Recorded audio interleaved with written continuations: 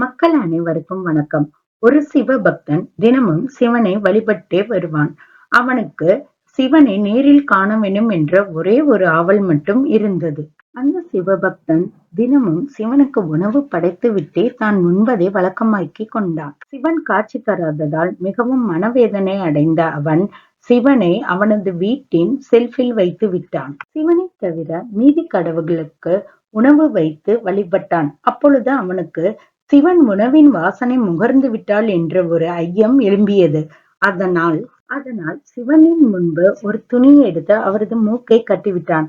ஆனால் என்ன அதிசயம்! அவன் கட்டிவிடும் பொழுதே சிவன் அவனுக்கு காட்சி கொடுத்தார். பக்தன் அவனது சந்தேகத்தை சிவனிடம் கேட்டார். சிவனும் அவனது சந்தேகத்தை புரிந்து கொண்டு, எப்பொழுதுமே நான் உன்னுடனே இருந்தேன், ஆனால் நீ உணரவில்லை. இன்று எனது மூக்கை மூடுவதன் மூலம் நீ உணர்ந்து விட்டாய். அதனால் உனக்கு நான் நேரடியாக காட்சியளித்தேன் என்றான். பக்தனின் சந்தேகமும் தீர்ந்தது. நமக்கும் கடவுள் எப்பொழுதும் நம்முடன் இருப்பார் என்று நாமும் உணர்வோம்.